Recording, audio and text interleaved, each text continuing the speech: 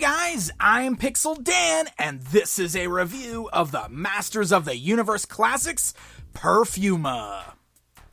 That's right, it's time to round out our vintage Princess of Power figures, because Perfuma here is the very last one finally coming to the Classics line. So let's check her out.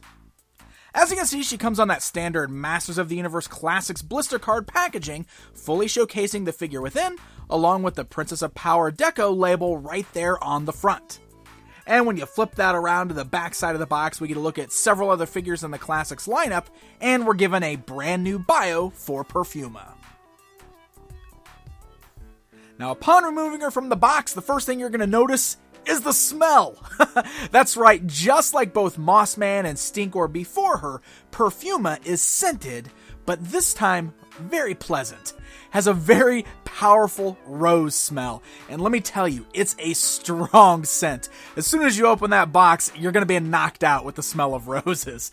But at least it's a really good smell. But man, my whole studio down here has been smelling like roses ever since I opened her up.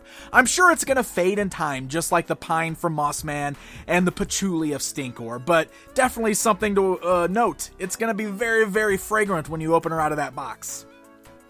Now, the design of the figure is definitely an amalgamation of the Filmation cartoon series version and the vintage toy.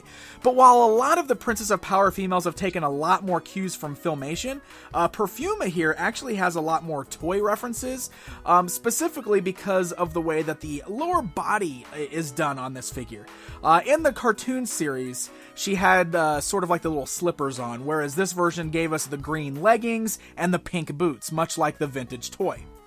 The colors on the figure are very vibrant, and again, Perfuma in the series wasn't this brightly colored, but I really like the colors. I think the colors look great on this figure. It's sort of like a neon or like a hot pink almost on the dress, and these very kind of fluorescent green seen on the bracers and the leggings that she's wearing underneath.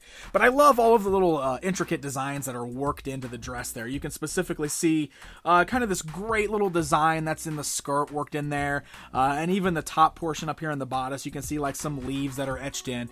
And I also love the green vine that's like wrapped around the top portion of her dress there with the leaves. Very cool looking. And you can even see some little flowers that are blooming right there on her belt. So the colors on the figure are very bright, very colorful, and I do really like the sculpting of the body.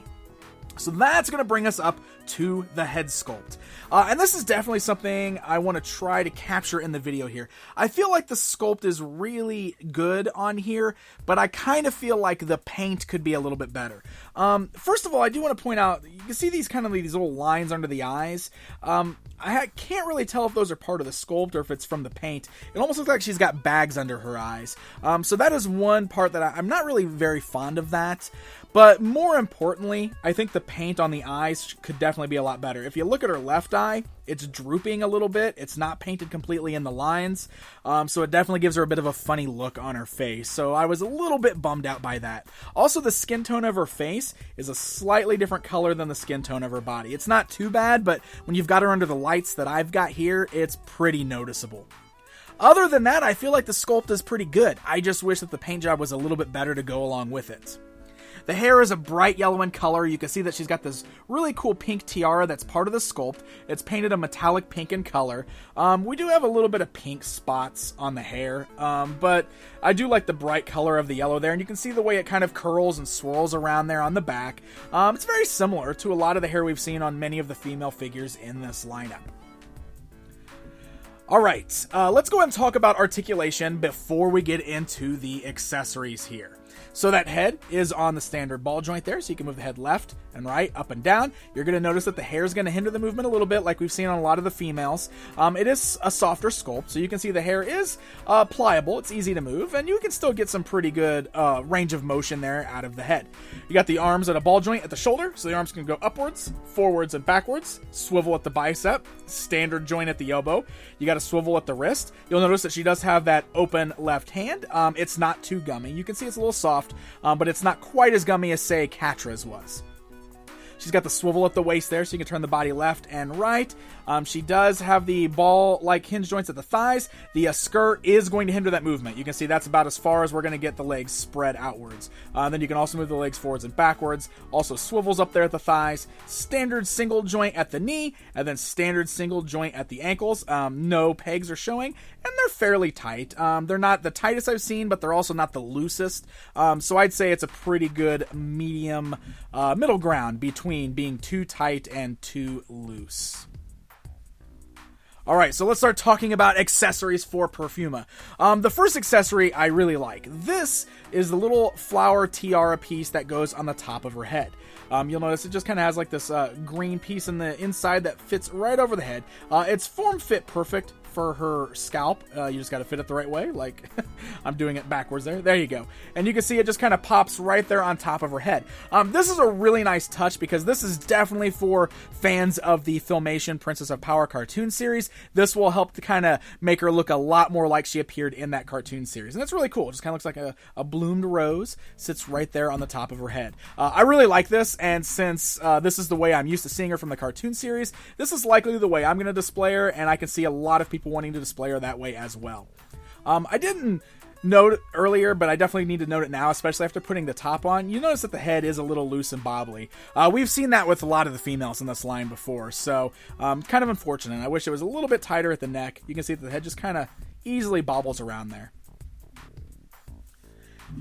Alright, as far as weapon accessories go, she does come with that standard Princess of Power shield, which we've seen all of the females come with, part of the Great Rebellion there. So it's the same deco, just done in this really cool kind of light green with some metallic green accents, the green jewel in there. It's just like all the other ones where it's best fit on the left hand, just like that. So you can kind of clip that on there, and she can rock that same shield as everybody else. And then the second accessory is a bit of an interesting one. She comes with this very large flower accessory. Now, if you remember the vintage Perfuma figure, you might recognize exactly what this is. The vintage figure had this on the character's back. It fit on her back, and it had a little action feature where you can make the rose bloom out of the back.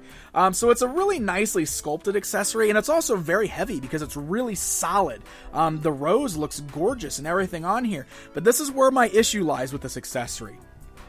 They did not make it so that it fits on her back. It almost looks like it could fit on peg holes in her back, but we got her hair, first of all, which would block that, but there's no way to attach this to her back. So it looks like maybe it was made to look like a gun. Maybe these are handles for a gun. But the problems we have with that is that she's got this one open hand on the left, so she's only got one gripping hand, which means she can't even grab both of the handles unless you've got one of the hands open. But the other problem is that the gun is so solid and heavy, she can't even hold it. See that? It totally makes her arm just hang. So unfortunately, this accessory is practically useless. There's no good way to get her to hold on to it. You can't attach it to her back.